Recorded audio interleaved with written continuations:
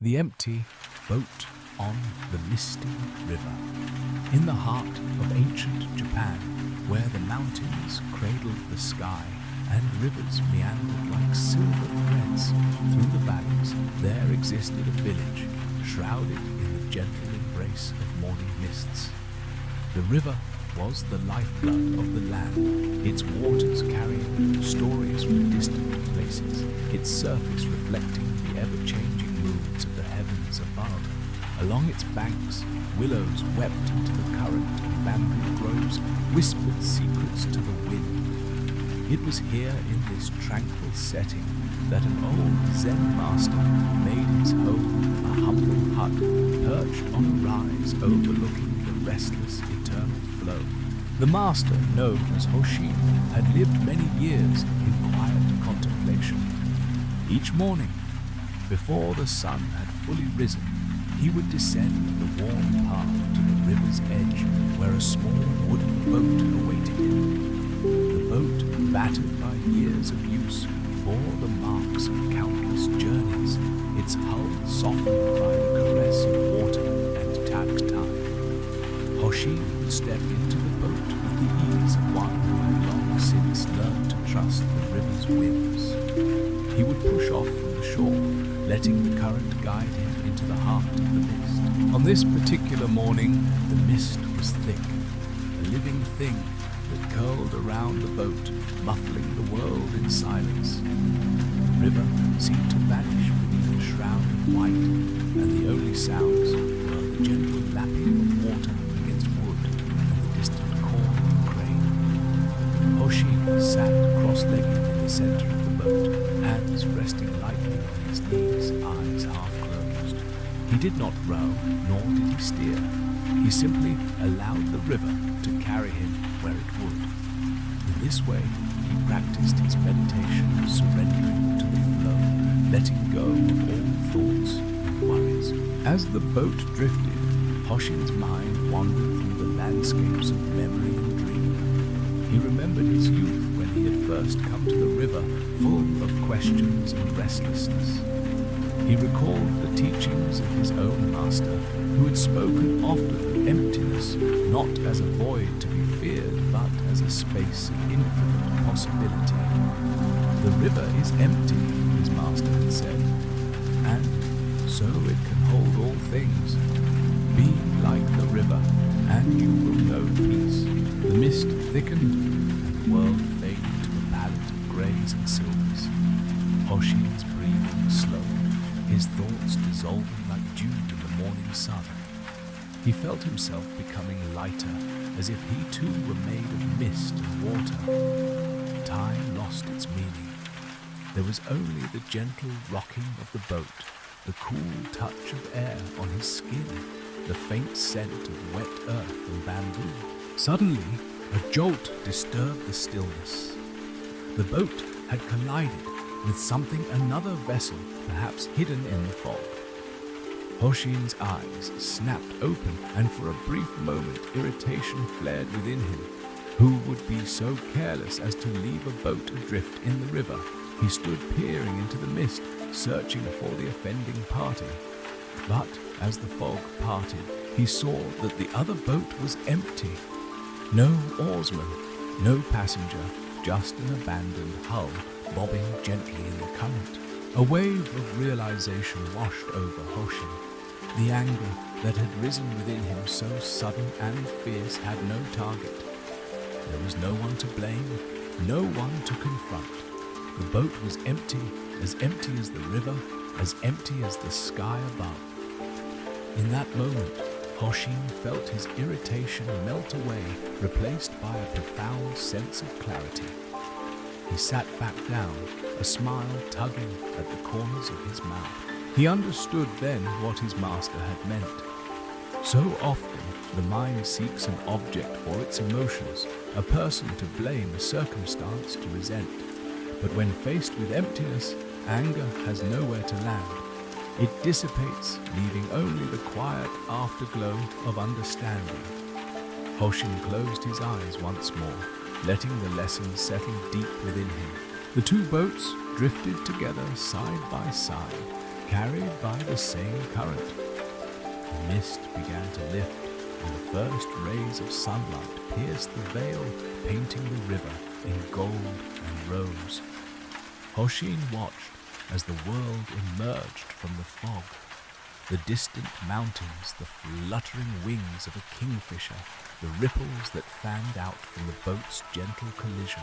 He thought of the villagers, each carrying their own burdens, their own storms of thought and feeling. How many times had he himself been swept up in anger or worry, only to realize in the stillness that followed that there was nothing to hold on to.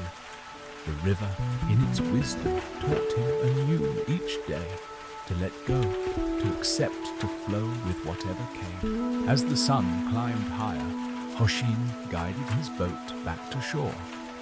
He moved slowly, savoring the sensation of the oar dipping into the water, the resistance and yield of the current. When he reached the bank, he tied the boat to its post and climbed the path to his hut.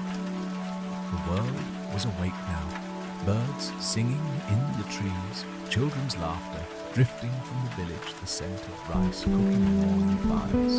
Inside his hut, Hoshin prepared tea, the ritual movements grounding him in the present. He poured water over leaves, watched the steam rise, listened to the soft clink of porcelain. Each action was a meditation, a reminder that peace could be found in the simplest of moments. He sipped his tea, gazing out at the river, and felt a deep contentment settle within him. Throughout the day, villagers came to seek his counsel. Some brought worries about crops, about family, about the uncertainties of life. Hoshin listened, offering few words, but his presence was enough. He shared with them the story of the empty boat, not as a lesson to be learned, but as an experience to be felt. When you find yourself angry, he would say, ask if there is truly someone to blame. Often, you will find the boat is empty. As evening approached, the river once again grew quiet, its surface reflecting the colors of the setting sun.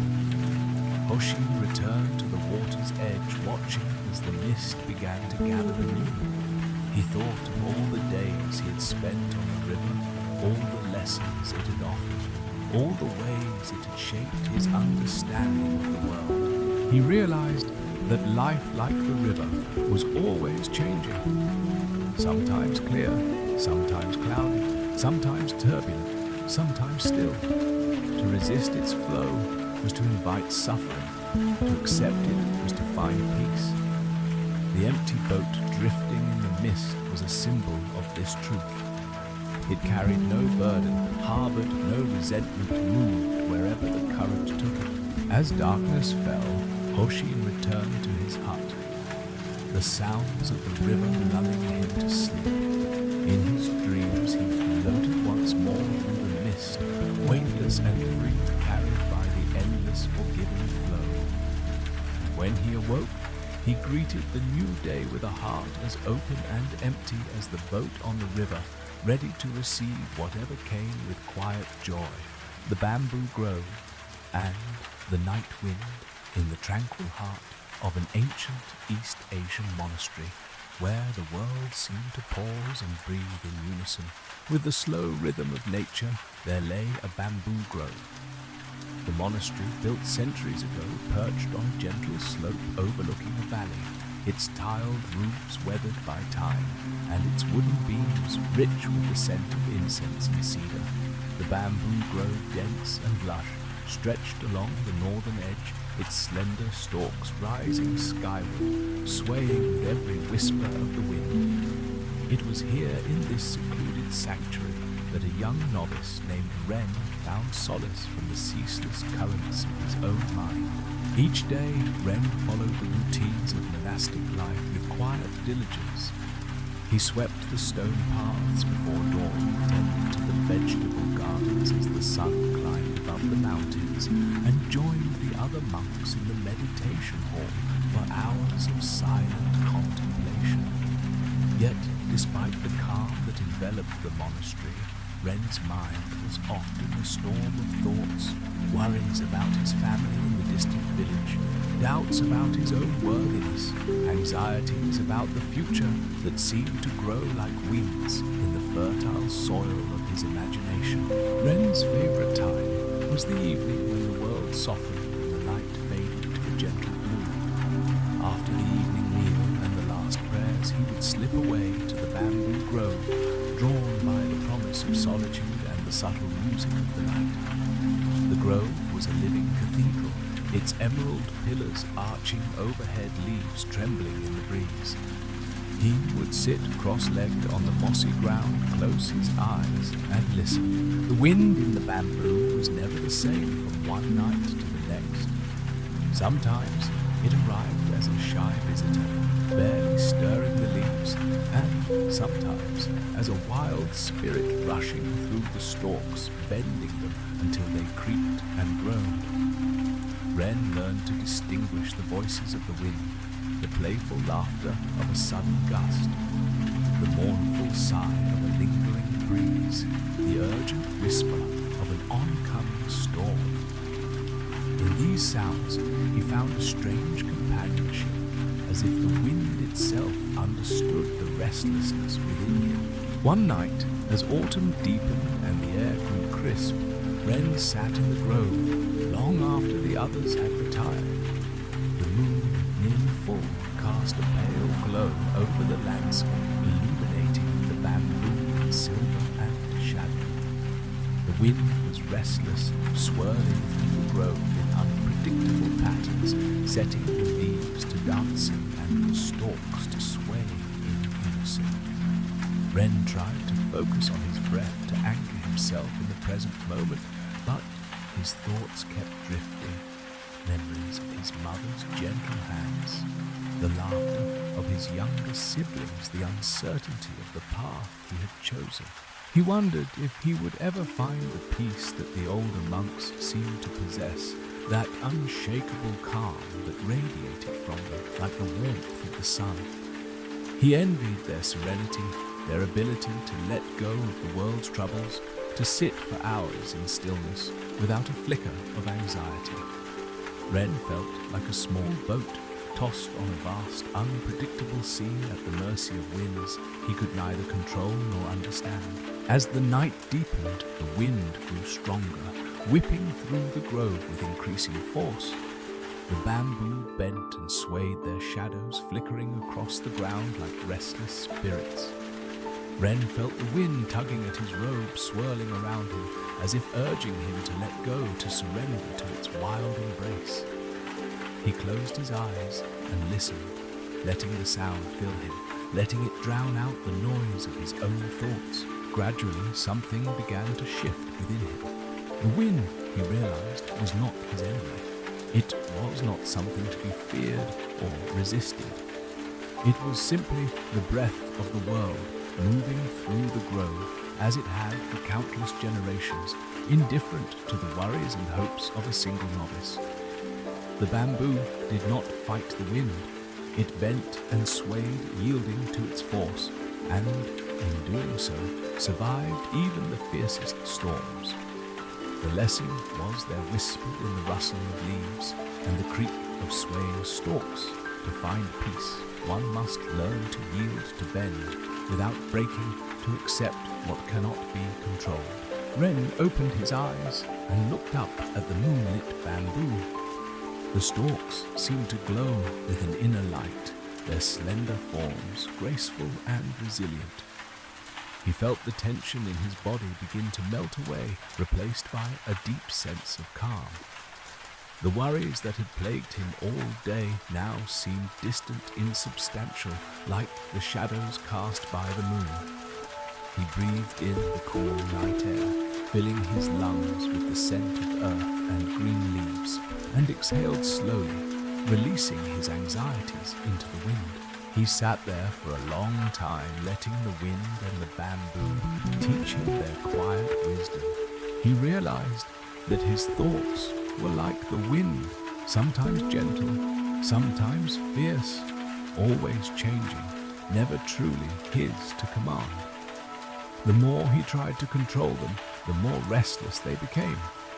But when he allowed them to come and go without clinging or resisting, he found a space of stillness within himself, a place untouched by the storms of the mind. As the night wore on, the wind began to die down, leaving the grove in a hush so profound that Wren could hear the distant call of an owl, the soft drip of dew from the leaves, the slow, steady beat of his own heart. He rose, brushing the moss from his robes, and made his way back to the monastery, his steps light and unhurried. The worries that had seemed so urgent now felt small like pebbles at the bottom of a clear stream. In the days that followed, Wren returned to the bamboo grove each evening, seeking the companionship of the wind and the silent strength of the bamboo. He learned to greet his worries as old friends, to acknowledge their presence without letting them rule his mind. When storms of anxiety swept through him, he remembered the bamboo, how it bent and swayed, never breaking, always returning to stillness when the wind had passed. The other monks noticed the change in Wren. He moved with greater ease, his eyes brighter, his laughter more frequent. He no longer seemed burdened by the weight of his thoughts, but carried himself with a quiet confidence, a serenity that came not from the absence of worry, but from the acceptance of it. He became known as the novice of the bamboo grove, and many came to him for counsel, seeking the secret of his newfound peace. Wren would lead them to the grove at dusk, inviting them to sit among the bamboo and listen to the wind. He spoke little, preferring to let the grove teach its own lessons. Some found comfort in the rustle of leaves, others in the play of moonlight on the slender stalks. All left with a sense of calm, a reminder that peace was not something to be grasped or achieved, but something to be discovered in the quiet acceptance of the world as it was.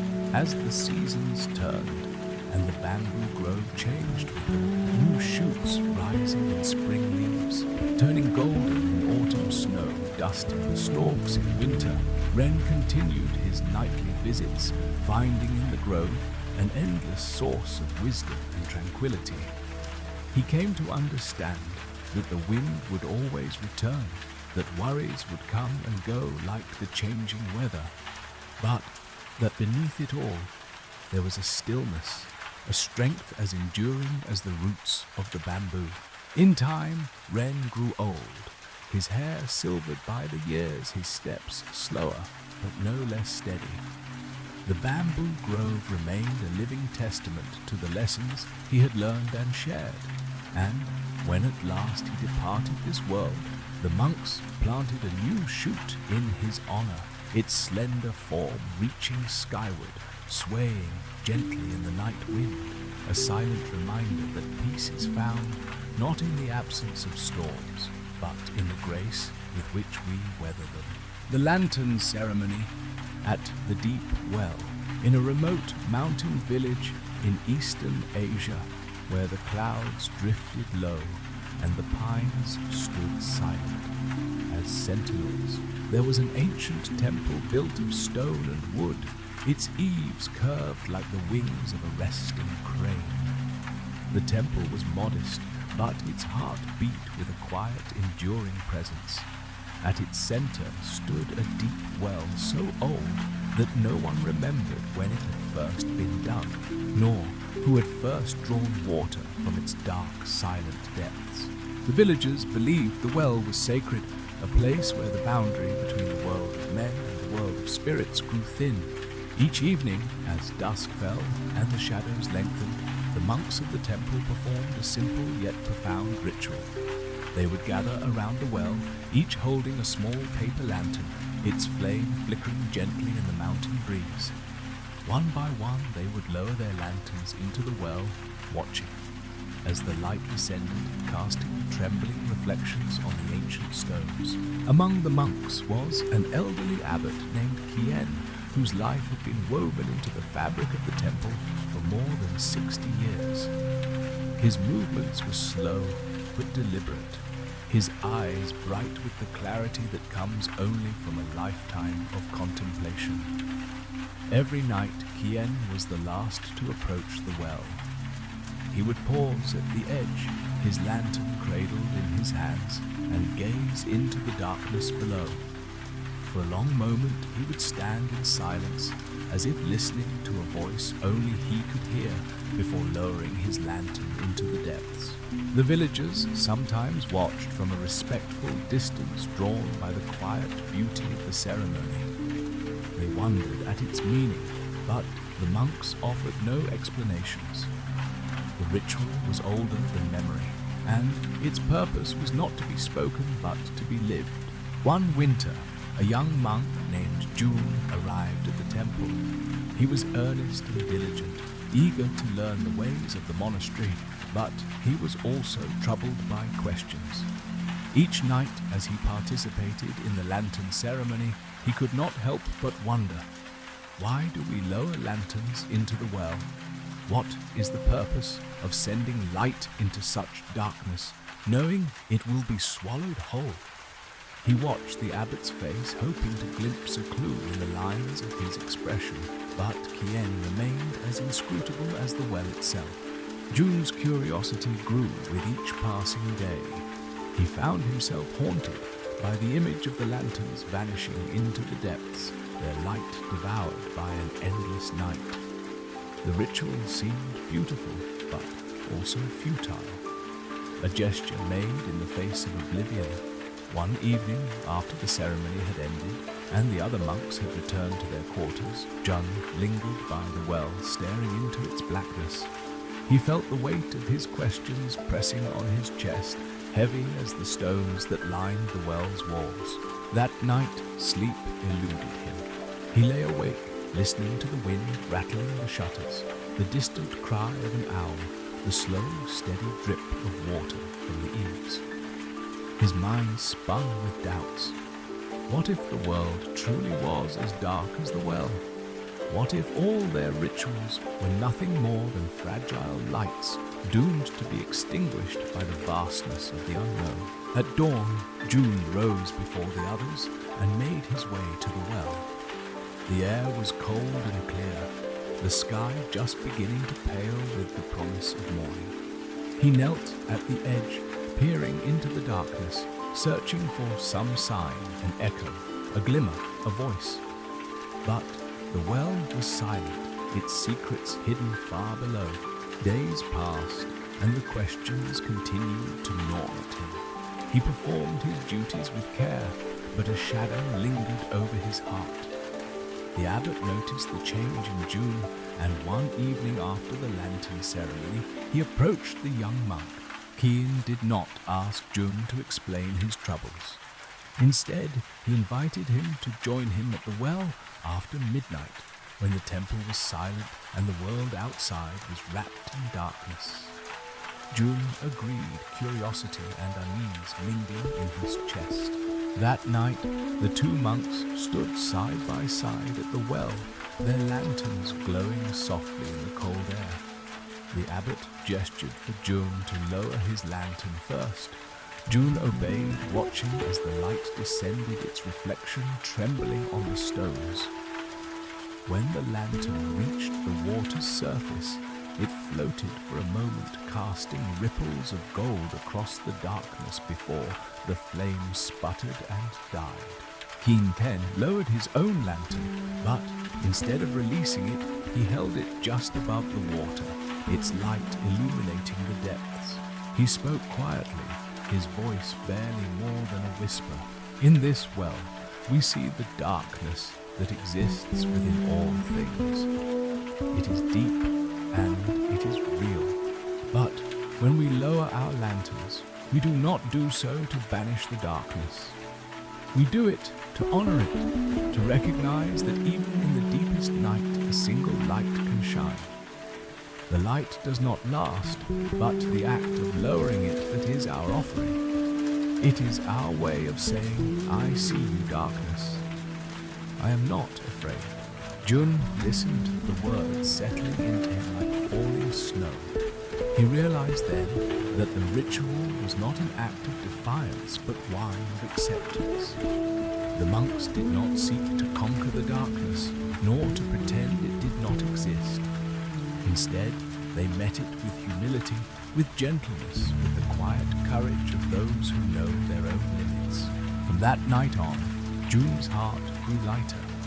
He continued to perform the lantern ceremony, but now he did so with a new understanding. He saw that the ritual was not futile, but profoundly human, a way of making peace with the mysteries that lay beyond the reach of reason.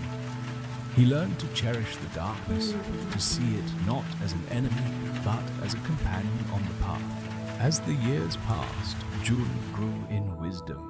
He became a teacher to younger monks, guiding them through their own questions and doubts. He told them the story of the lanterns and the well, not as an answer, but as an invitation to look into the darkness, to honor it, and to find their own way of shining.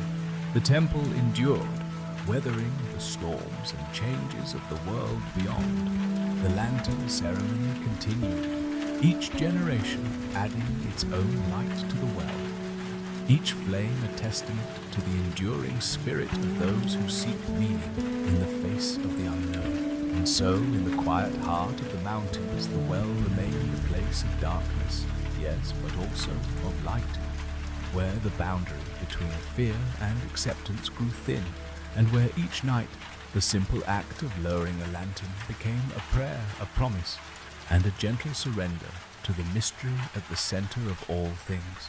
The bowl of porridge, in a secluded valley in eastern Asia, where the morning mists clung to the slopes and the pine trees whispered their ancient songs, there stood a small Zen monastery.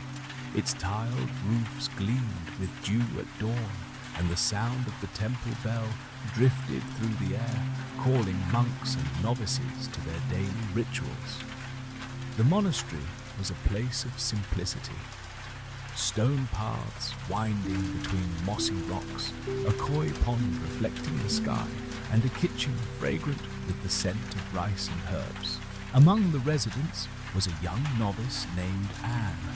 He had come to the monastery as a boy, his heart full of longing for peace and clarity. The world outside had seemed too loud, too hurried, and Anne had sought refuge in the quiet discipline of monastic life. Yet, even within these tranquil walls, his mind often wandered, tangled in thoughts of the past and worries about the future. Each morning, after the first meditation, the monks gathered in the dining hall. The hall was modest, with wooden floors polished by generations of bare feet and windows that opened onto the gardens. The meal was always the same, a simple bowl of porridge, steaming and plain, served with a small dish of pickled vegetables. The monks ate in silence, their movements measured and mindful, each gesture a meditation in itself. Anne found comfort in this routine, but he also found himself distracted. As he sat with his bowl, his mind would drift sometimes to memories of his mother's cooking, rich and flavorful, or to the endless lists of tasks he needed to complete. He would worry about whether he was progressing fast enough, whether he would ever attain the serenity he saw in the older monks. The taste of the porridge faded into the background, replaced by the flavor of his own anxieties. One morning, after the meal, the abbot Joshu approached Anne. The abbot was an old man, his face lined with the gentle marks of laughter and time. He moved with the unhurried grace of one who had long since learned to let go of hurry. Without preamble, Joshu asked, "Have you eaten your porridge?" Anne, startled, nodded. "Yes, master, I have." Joshu's eyes twinkled. "Then go and wash your bowl." The instruction was simple, almost mundane, and bowed and carried his bowl to the kitchen, where he washed it with care, feeling the cool water on his hands, the smooth surface of the ceramic. As he worked, he found his mind settling. The act of washing the bowl became a meditation, each movement slow and deliberate. The worries that had filled his mind seemed to dissolve, replaced by the sensation of water, the sound of his breath, the gentle rhythm of the task. From that day forward, Anne approached each meal with new awareness. He ate his porridge slowly, savoring each spoonful, feeling the warmth spread through his body. He noticed the texture of the rice, the subtle tang of the pickles, the way the steam curled into the air.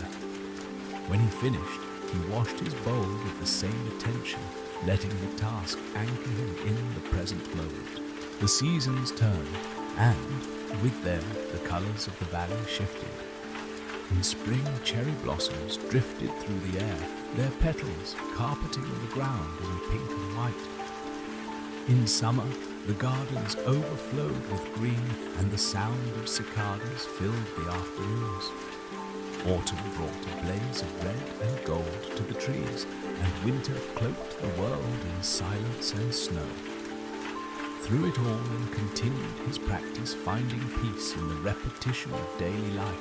He came to understand that serenity was not something to be chased or achieved, but something to be found in the ordinary moments, the taste of porridge, the feel of water, the sound of the bell at dawn.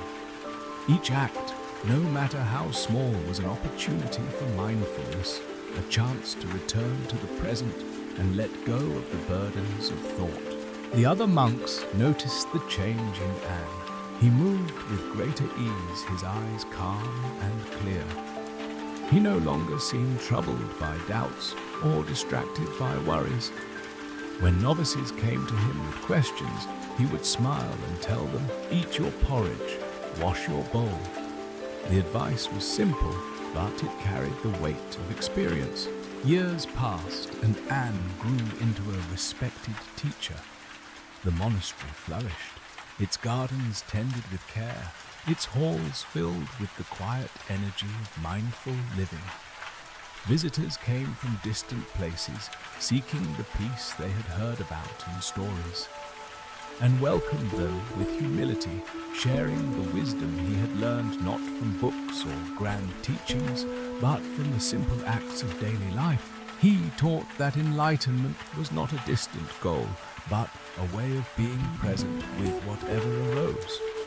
He showed his students how to find meaning in the smallest things, the way sunlight filtered through bamboo leaves, the sound of rain on the roof, the warmth of a bowl of porridge on a cold morning. He reminded them that every moment was an opportunity to awaken, to let go of regret and anticipation, and to rest in the quiet joy of now. As Anne grew older, his hair silvered and his steps slowed, but his spirit remained light. He continued to rise before dawn, to meditate in the stillness, to eat his porridge with gratitude, and to wash his bowl with care. He watched the world change around him, the young monks growing into teachers, the gardens blooming and fading with the seasons, the mountains standing silent and eternal. In the end, Anne's legacy was not a collection of teachings or writings, but a way of living, a quiet, steady presence that touched everyone who came to the monastery. His life was a testament to the power, the simplicity, to the beauty of the ordinary, to the peace that can be found when we let go of striving and simply attend to what is before us. And so in the valley, where the mists gathered and the pine trees whispered, the tradition continued. Each morning, the monks ate their porridge.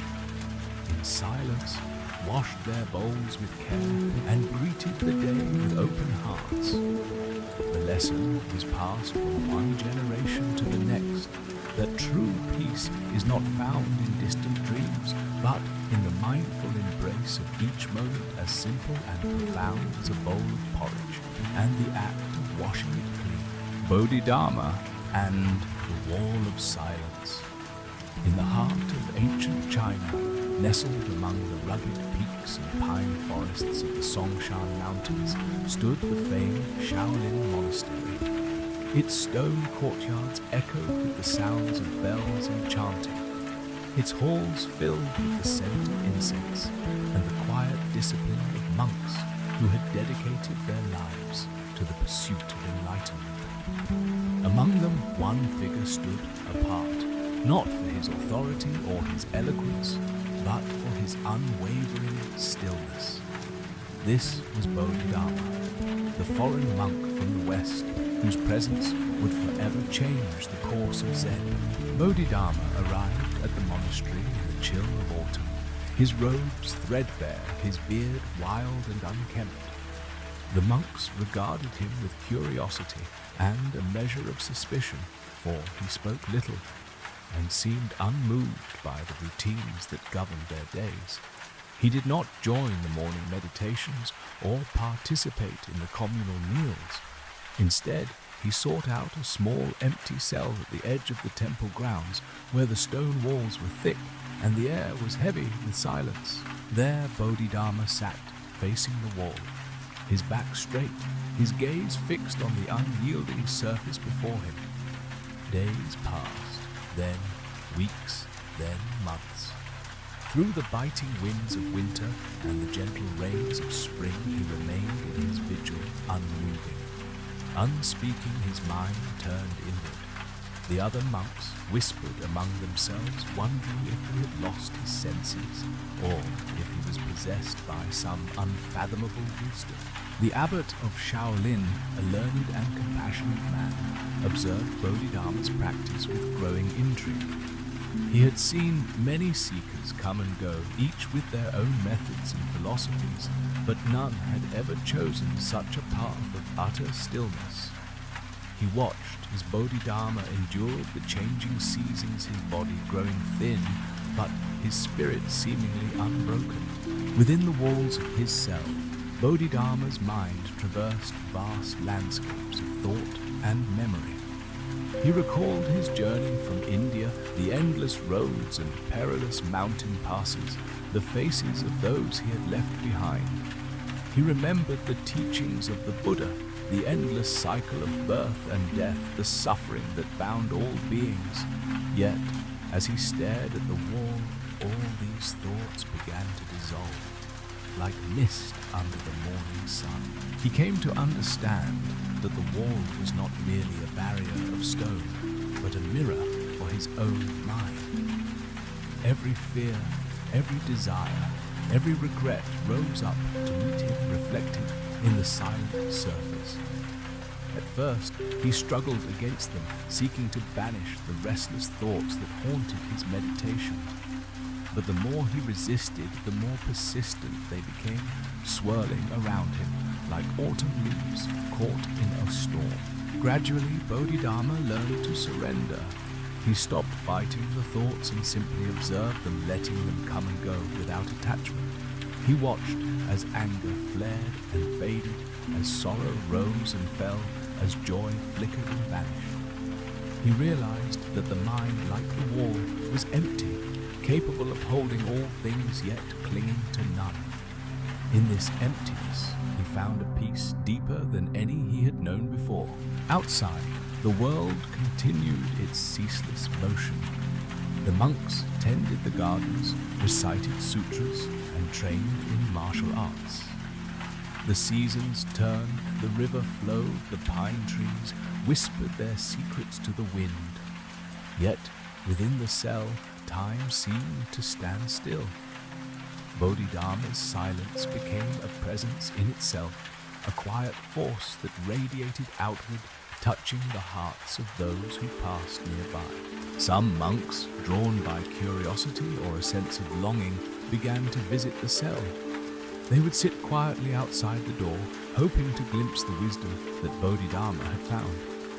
At first, they were restless, their minds filled with questions and doubts. But in the presence of such profound stillness, something within them began to shift. The noise of their thoughts quieted, replaced by a gentle awareness of breath of body, of the subtle rhythms of life. Word of Bodhidharma's practice spread beyond the monastery, reaching scholars and seekers from distant provinces. Some came seeking answers, others hoping for miracles. Bodhidharma offered neither. He spoke rarely, and when he did, his words were simple, direct, and often enigmatic. Look within, he would say. Face the wall of your own mind. Only there will you find the truth you seek. Years passed in this manner. Bodhidharma's body grew old, his hair turned white, but his spirit remained as steady as the mountains that surrounded the monastery. He became a living legend, a symbol of the power of silence and the depth of inner inquiry. The monks who had once doubted him now revered him as a master, and the teachings of Zen began to take root in the fertile soil of China. In time, Bodhidharma emerged from his cell, his eyes clear and his presence serene.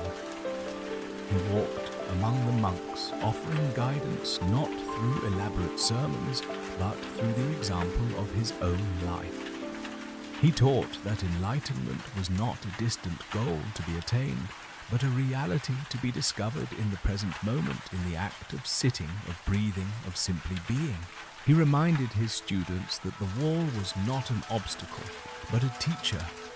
It reflected the mind in all its complexity, revealing both its illusions and its potential for awakening. To face the wall was to face oneself, to see through the layers of thought and emotion that clouded perception, and to rest in the clarity that lay beyond.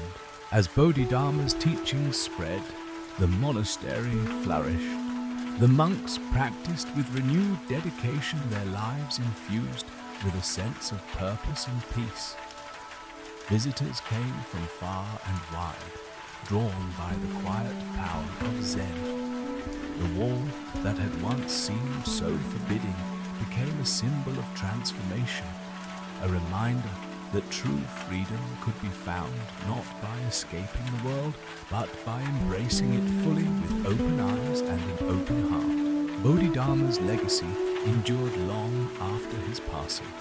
The story of the wall became a central parable in Zen, inspiring generations of seekers to turn inward, to confront their own minds, and to discover the boundless silence at the heart of all things.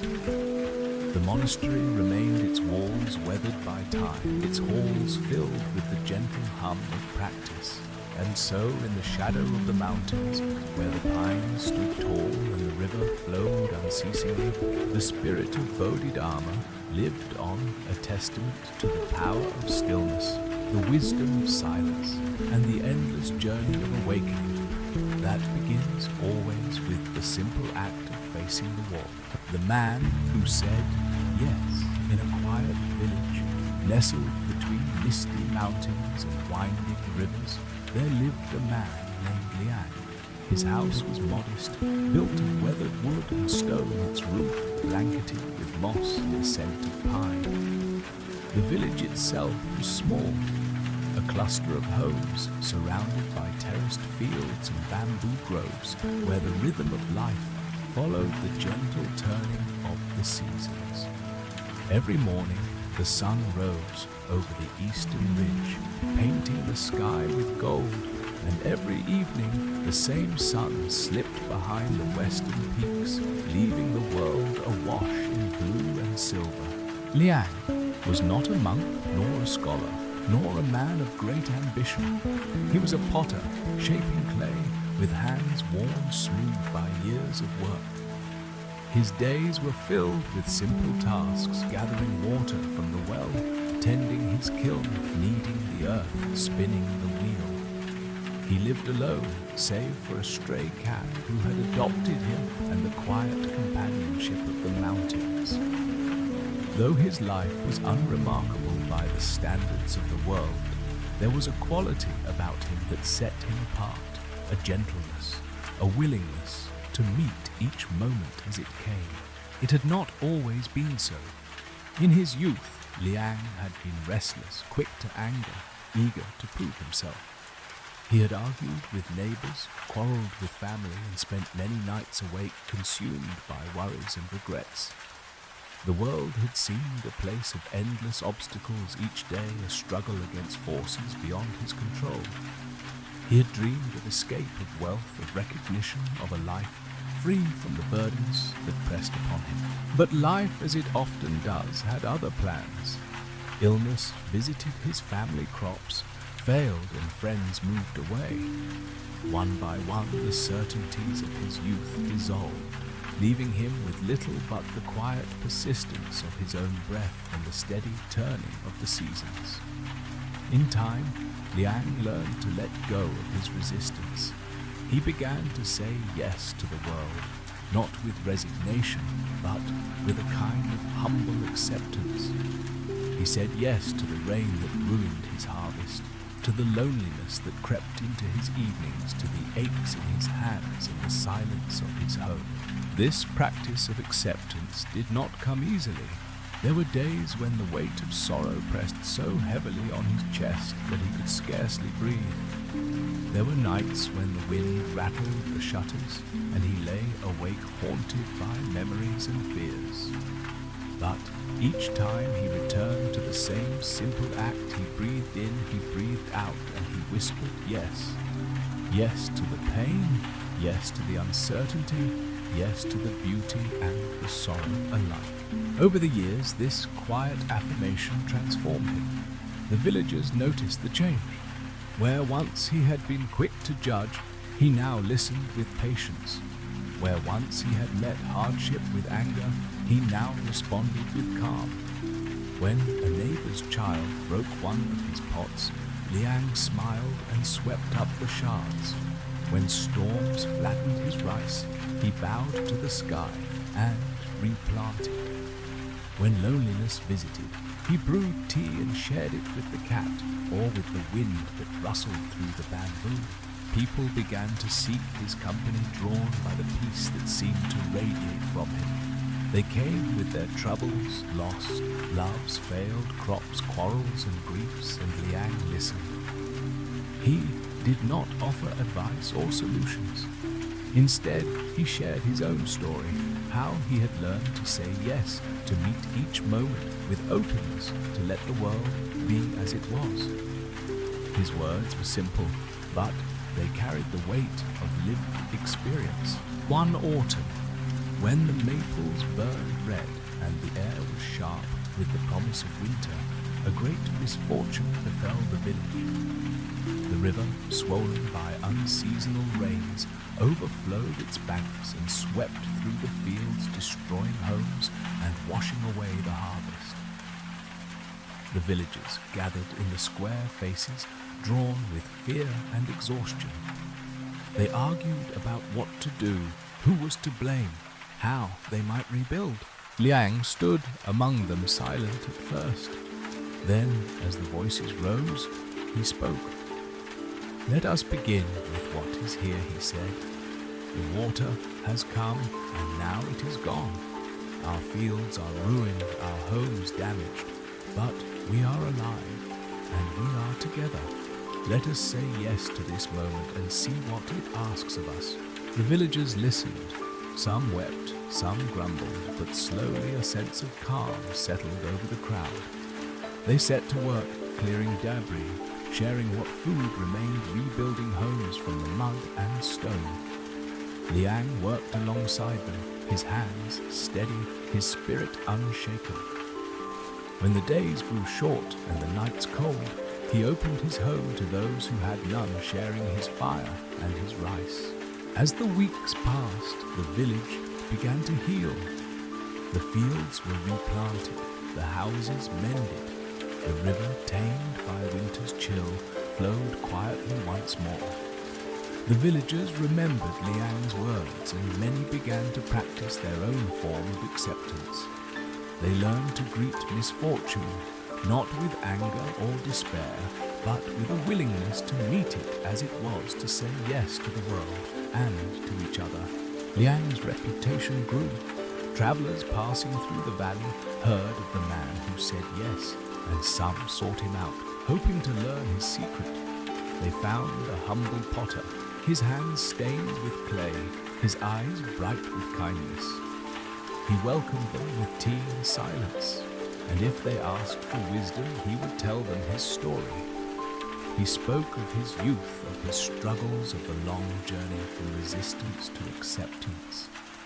He told them that peace was not the absence of trouble, but the willingness to meet trouble with an open heart. Years passed, and Liang grew old. His hair turned silver, his steps slowed. The cat who had been his companion for so long grew frail, and one day slipped away, leaving Liang to mourn and remember. He grieved, but he did not turn away from his sorrow. He said yes to his grief, to the emptiness that followed, to the memories that lingered like the scent of pine in the morning air. In his final years, Liang spent more time in the garden behind his house, tending the chrysanthemums and watching the clouds drift across the sky. He took comfort in the small things, the warmth of the sun on his face, the sound of rain on the roof, the laughter of children playing in the lane. He found that the world, for all its suffering, was also filled with quiet wonders, moments of beauty that asked only to be noticed and received. When Liang's time came, the village gathered to honor him. They remembered the man who had taught them to say yes, who had met each day with acceptance and grace. They spoke of his kindness, his patience, the peace that had settled over the village in his presence. They planted a tree in his memory, a willow whose branches would bend with the wind but never break. Long after Liang was gone, his story lived on. The villagers taught their children to say yes to the world, to meet joy and sorrow alike with open hearts. The river still flooded from time to time, storms still came, and losses still visited every home. But the spirit of acceptance endured, woven into the fabric of daily life, a quiet strength that sustained them through hardship and change. And so in the valley between the mountains, where the sun rose and set on fields of rice and wildflowers, the lesson of the man who said yes continued to blossom. A reminder that peace is not found by resisting what is, but by embracing it fully with humility, courage, and love. The ritual of paper fans. In the northern reaches of Japan, where the winters stretched long and the mountains wore crowns of snow, there stood an ancient Zen temple. Its wooden beams creaked with the weight of centuries, and its gardens, even in the coldest months, held a quiet dignity. A pond rimmed with ice pines dusted with frost and stepping stones leading to a meditation hall warmed by the faintest glow of lanterns. The temple was home to a small community of monks, their lives shaped by the rhythm of the seasons and the teachings of the ancestors. Among the temple's youngest residents were 6 novices, each brought to the mountain by their own longing for peace. They came from distant villages and bustling towns, from families of farmers, fishermen, and merchants. Their names were Taro, Kenji, Sora, Daichi, Haru, and Yuki. Each carried the memories and worries of the world below, and each struggled in their own way with the discipline of monastic life. Winter in the temple was a time of testing. The cold seeped into every corner, and the wind howled through the eaves. The monks rose before dawn, their breaths visible in the frigid air, and gathered in the meditation hall to sit in silence. Their robes were thin, their meals simple, and the days passed in a steady cycle of chores, study, and contemplation. Yet, for the 6 novices, the greatest challenge came not from the cold or the hunger, but from a nightly ritual that tested their patience and resolve. Each evening, as darkness fell and the wind rattled the shoji screens, the abbot would summon the novices to his chamber. There, in the center of the room, he would sit cross-legged on a cushion, his eyes closed, his face serene. Before him stood a brazier, its coals glowing faintly, and and beside it a stack of paper fans, delicate things painted with scenes of cranes and plum blossoms. The ritual was simple but exacting. The novices were to take turns fanning the abbot, keeping the air in the room moving, but never too strong or too weak. The abbot's comfort depended on their attention, their sensitivity to the subtle shifts of temperature and the rhythm of his breath. If the air grew too cold, he would shiver. If too warm, he would sweat. The task required focused patience and a willingness to set aside one's own discomfort for the sake of another. At first, the novices resented the ritual. Their hands ached from holding the fans, their arms grew tired, and the cold bit through their robes. They whispered complaints to one another, questioning the purpose of such a task. Was it a test, a punishment, or simply an old man's whim? Yet, as the nights passed, something began to change. The act of fanning, repeated night after night, became a kind of meditation. The novices learned to watch the abbot's face to sense the slightest shift in his posture or the flutter of his eyelids. They discovered that true attention required letting go of their own thoughts and worries, becoming attuned to the needs of another. The room, once a place of discomfort and impatience, became a sanctuary of quiet focus.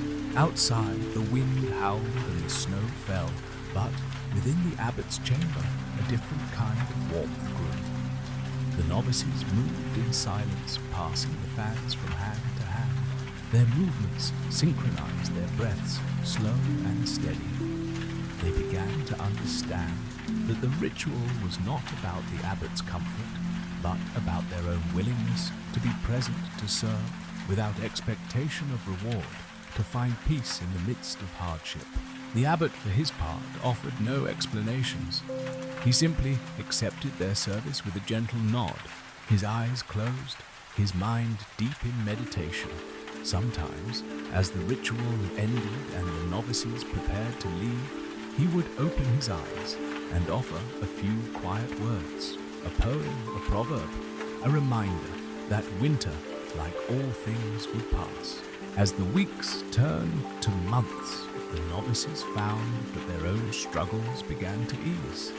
The cold no longer seemed so bitter, the hunger less sharp. They discovered a quiet strength within themselves, a resilience born of patience and attention. Their minds, once filled with longing for the world below, grew still and clear, like the surface of the frozen pond in the garden. Spring came at last, the snow melting from the eaves, the first buds appearing on the plum trees.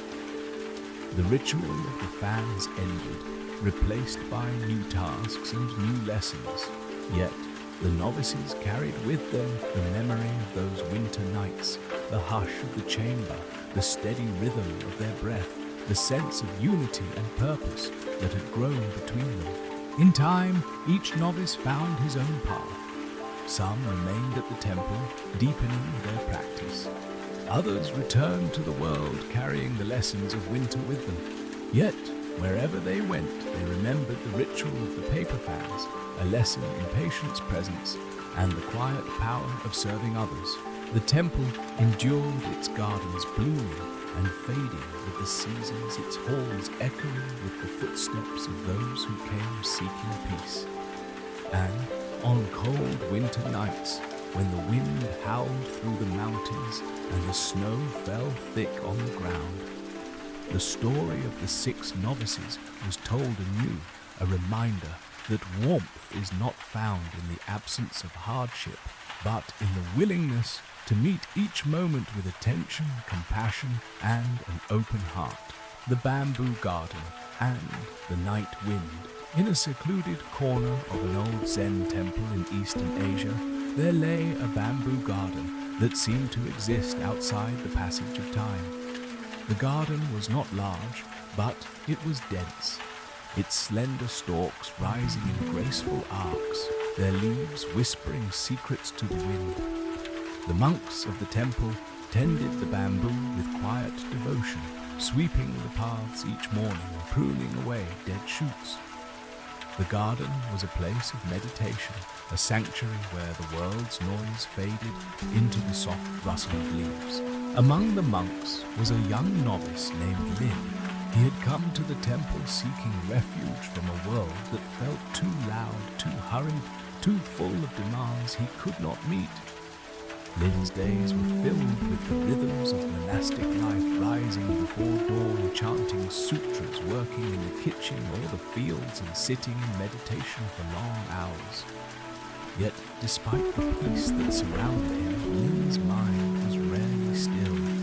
Worries crept in like shadows about his family in the distant city, about whether he was worthy of the path he had chosen, about the future that stretched before him like a road lost in fog.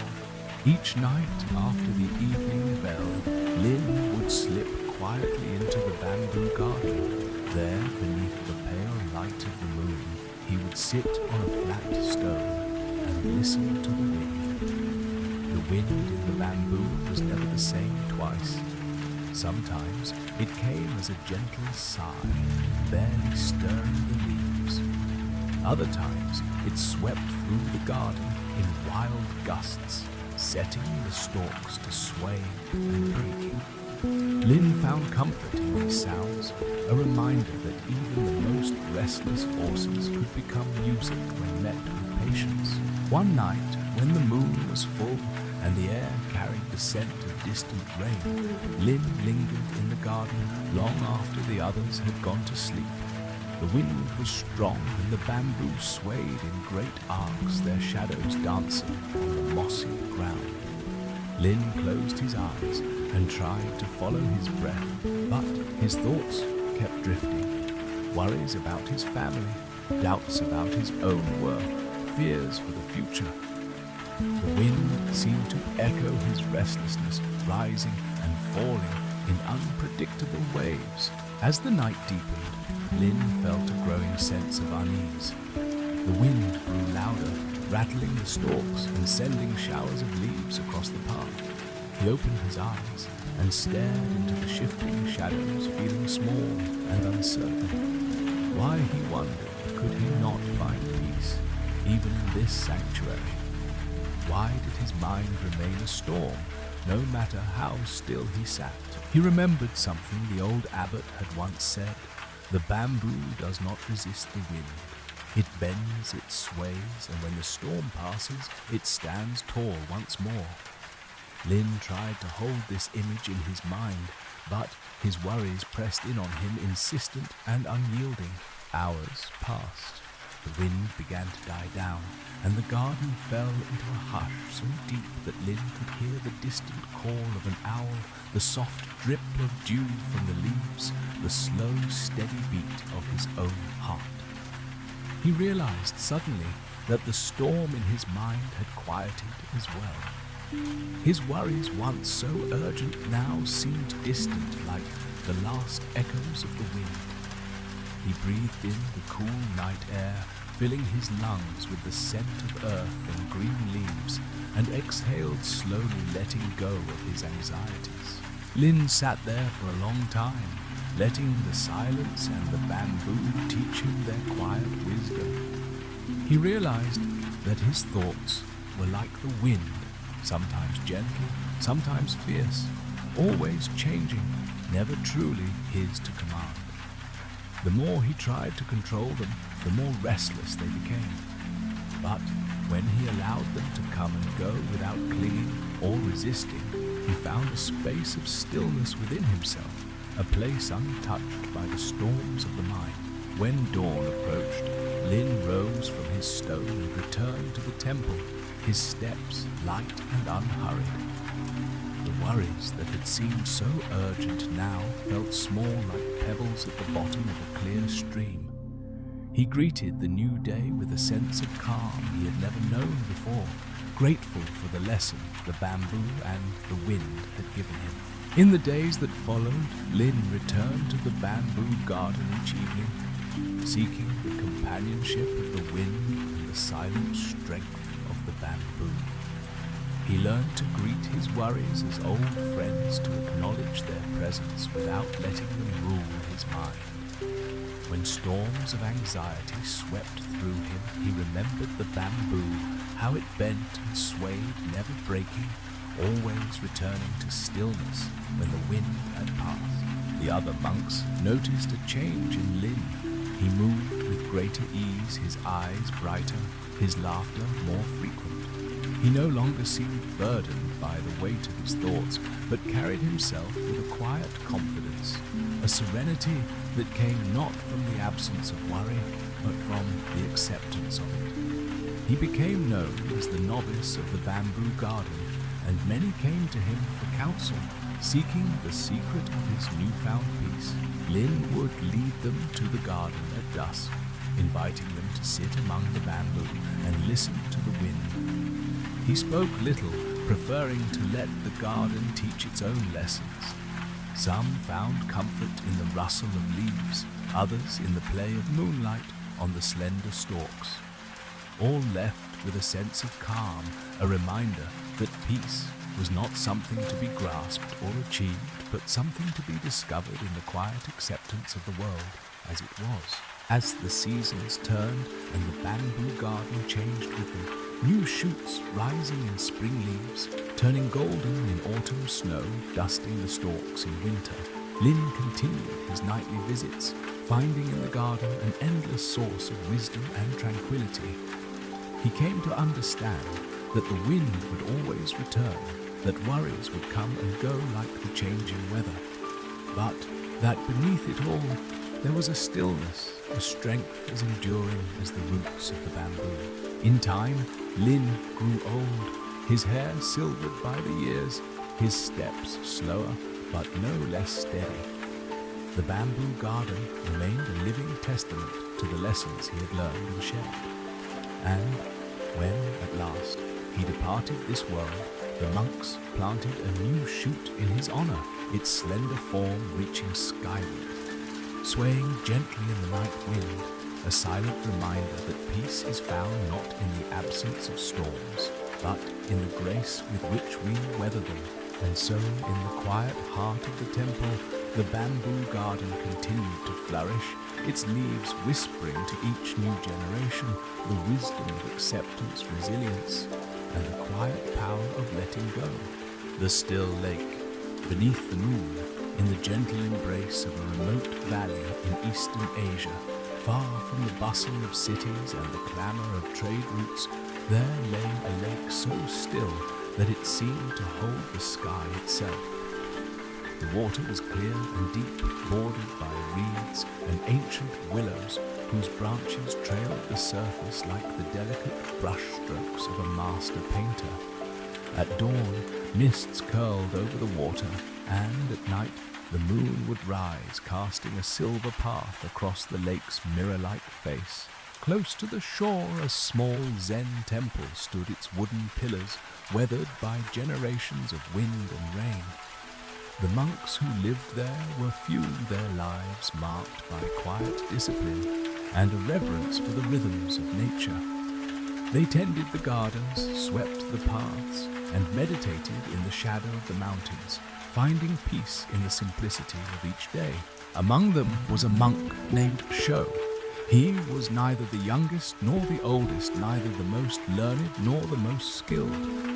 Yet Sho possessed a gentle presence, a kindness that seemed to ripple outward, touching all who met him. He had come to the temple many years before, seeking refuge from a world that had grown too loud, too uncertain. In the stillness of the valley, he found a measure of calm, yet his heart often remained troubled by memories and regrets that clung like shadows at dusk. Sho's favorite time was nightfall, when the world grew quiet and the first stars appeared. After the evening meditation, he would walk alone to the edge of the lake, carrying a small lantern. There he would sit on a flat stone and watch the moon rise, its reflection shimmering on the water.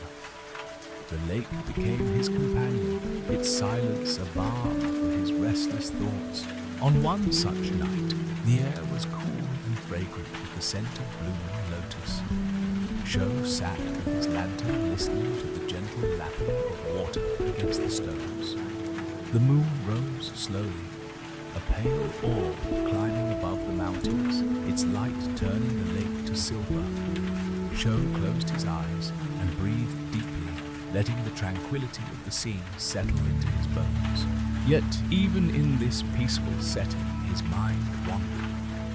He thought of his childhood in a distant village, of the parents he had left behind, of the friends he had not seen in years.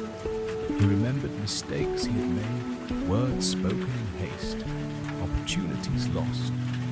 The lake, so calm on the surface, seemed to echo the depths of his own heart, still yet filled with hidden currents. As the night deepened, Sho opened his eyes and gazed at the moon's reflection.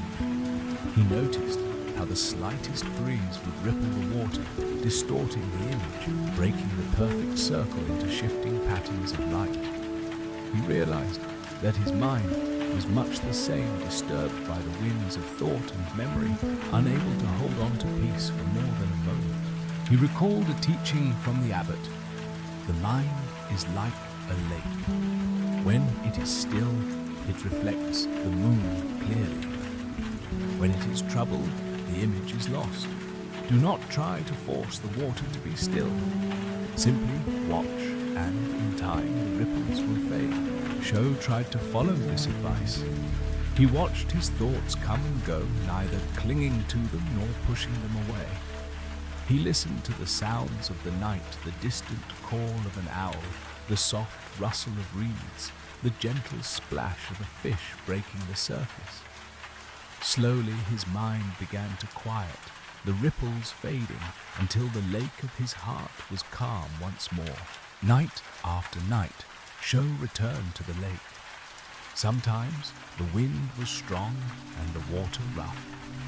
Sometimes the air was so still that even the stars seemed to pause. He learned to accept each night as it came, to greet his thoughts with kindness, to let go of the need for perfect stillness. He discovered that peace was not the absence of trouble, but the willingness to sit with whatever arose, to watch the moon's reflection shimmer and shift, and to trust that clarity would return in its own time. The other monks noticed a change in Sho. He moved with greater ease, his laughter more frequent, his eyes brighter. He became a source of comfort for those who struggled, offering a listening ear and a gentle word. When novices came to him with worries, he would lead them to the lake at night, inviting them to sit in silence and watch the moon together. He taught them to observe their thoughts as they would the ripples on the water, not as obstacles to be conquered, but as part of the natural flow of life. As the seasons turned, the lake changed with them. In spring, lotus blossoms floated on the surface, their petals opening to the sun. In summer, dragonflies darted above the reeds, and the air buzzed with life. Autumn brought a blaze of color to the trees, their leaves drifting down to rest on the water. In winter, the lake froze its surface smooth and hard, reflecting the pale light of the moon in perfect stillness. Sho grew older, his hair touched with silver, his steps slower.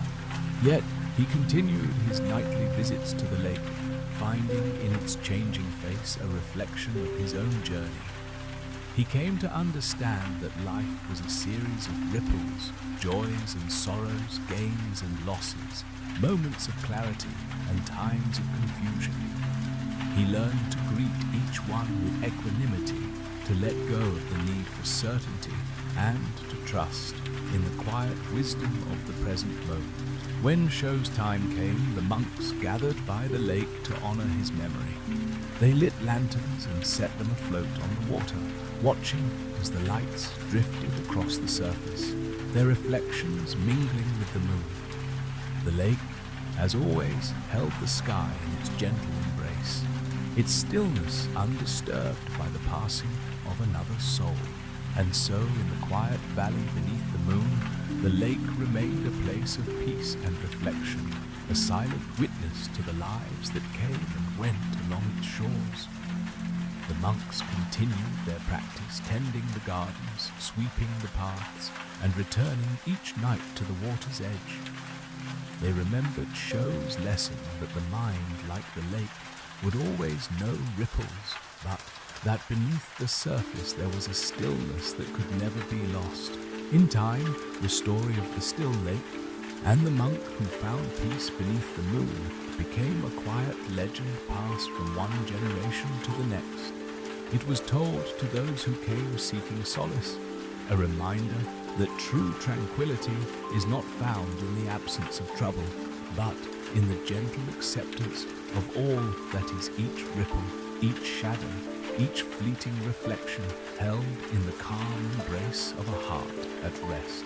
The Silent Night by the Lotus Lake, in the far east of the continent, where the land folded into gentle hills and the rivers meandered through fields of rice and wildflowers. There was a temple that stood by a great lotus lake. The temple was old, its stones worn smooth by centuries of wind and rain, its wooden eaves curved like the wings of a crane in flight. The lake, wide and deep, was the heart of the landscape, its surface a mirror for the sky, its edges ringed with reeds, and the broad green leaves of lotus plants that bloomed each summer in clouds of pink and white. The temple was home to a small community of monks, their lives woven into the rhythms of the natural world. They rose before dawn, their prayers drifting out over the water as the first light touched the hills.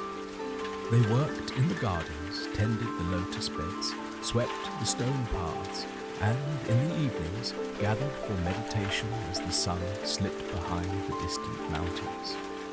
The air was always tinged with the scent of water and flowers, the sound of birds, and the soft rustle of wind through bamboo. Among the monks was an old master named Juan. His hair was silver, his back slightly bent, but his eyes were bright and clear, reflecting the stillness of the lake he loved so dearly. Juan had lived at the temple for most of his life, arriving as a boy and growing into a teacher, a guide for those who came seeking peace. He was known for his gentleness, his quiet humor, and the way he seemed to move through the world without hurry or worry, as if each moment was enough. Juan's favorite time was night, when the temple grew silent and the world outside faded into darkness. After the evening meditation, he would walk alone to the edge of the lake, carrying a small lantern. He would sit on a flat stone beneath a willow tree, watching the moon rise and the stars appear, their reflections shimmering on the water. The lotus leaves floated like islands, their blossoms glowing faintly in the pale light. Sometimes a breeze would stir the surface, sending ripples across the lake, but often the water was so still that it seemed to hold the sky itself. On these nights, Juan would let his mind drift, following the slow rhythm of his breath, the gentle lapping of water against the shore. He thought of all the years he had spent at the temple, the seasons turning, the monks coming and going, the endless cycle of growth and decay. He remembered his own youth, the doubts and fears that had once filled his heart, the longing for answers that had led him to the temple gates. He remembered the old master who had welcomed him, whose only advice had been to sit by the lake and watch. At first, Juan had found this advice frustrating. He had wanted teachings, instructions, a clear path to follow. But the old master had only smiled and sent him to the water's edge. So Juan had sat day after day watching the lake. He watched the sun rise and set, the clouds drift by, the rain fall, and the wind stir the reeds. He watched the lotus bloom and wither, the fish dart beneath the surface, the dragonflies hover and dart away. Slowly, without realizing it, he learned to let go of his questions, to let his thoughts settle like silt at the bottom of the lake. Years passed, and Juan grew into his own silence. He learned that peace was not something to be achieved, but something to be discovered in the quiet acceptance of what was. He learned to greet each moment as it came, to welcome joy and sorrow alike, to trust in the wisdom of the world around him. When the old master died, Juan took his place, guiding others with the same gentle patience, the same faith in the power of stillness. Now, in the twilight of his life, Juan found himself returning again and again to the lake. The world beyond the temple had changed. Villages had grown into towns. Roads had been built. Strangers passed by on their way to distant places. But the lake remained, its waters as calm and deep as ever its surface, reflecting the endless dance of light and shadow. On one particular night, when the moon was full and the air was thick with the scent of lotus, Juan sat by the water's edge, his lantern casting a small circle of light. The temple was quiet, the other monks asleep, their dreams drifting like clouds across the night sky. Juan listened to the sounds of the world, the distant call of a night bird, the soft creak of bamboo, the gentle splash of a fish breaking the surface. He felt the cool air on his skin, the solid earth beneath him, the slow, steady beat of his own heart. He thought of all the people who had come to the temple over the years, seeking answers, hoping to escape their worries and fears. He remembered their questions, their longing for peace, their struggle to let go of the burdens they carried. He thought of how many times he had sent them to the lake, telling them to sit and watch, to let the world teach them in its own time. Han knew that the lake was a mirror, not just for the sky, but for the mind itself. When the water was still, it reflected everything, clearly. The moon, the stars, the passing clouds. When it was troubled, the images broke apart, scattered by wind and rain. He understood that the mind was the same, capable of great clarity, but easily disturbed by the storms of thought and emotion. He remembered the words of the old master, "Do not try to still the water. Simply watch, and in time it will settle." Juan had learned to trust this wisdom, to let his thoughts come and go, like ripples on the lake, to rest in the quiet beneath. He knew that peace was not the absence of trouble, but the willingness to sit with whatever arose, to greet each moment with an open heart. As the night deepened, Juan felt a sense of gratitude for all that he had been given. The beauty of the world, the kindness of friends, the lessons of the lake. He knew that his time was drawing to a close, that soon he would join the long line of teachers who had come before him. But he felt no fear, no regret. He had learned to let go, to trust in the unfolding of things, to rest in the silence at the heart of the world. When the first light of dawn touched the sky, Juan rose from his stone and walked slowly back to the temple. The air was cool and fresh, the birds beginning to sing. He paused at the gate, looking back at the lake one last time, its surface glowing with the promise of a new day. He smiled, feeling the peace that comes from knowing that nothing is ever truly lost, that every moment is held in the stillness of the present. In the years that followed, the monks continued their practice, tending the gardens, sweeping the paths, sitting by the lake in the quiet hours of the night. They remembered Juan's teachings, his gentle presence, his faith in the power of silence. They told his story to those who came seeking peace, sending them to the water's edge to watch, to listen to, let the world teach them in its own time. And so the temple by the Lotus Lake endured, its stones worn smooth by the passing of years, its halls filled with the quiet laughter of those who had learned to let go. The lake remained its surface, reflecting the endless dance of light and shadow, a mirror for the sky and the soul alike. And in the silent hours of the night when the world was at rest, the wisdom of the old master could still be felt as gentle and enduring as the stillness of the water beneath the moon.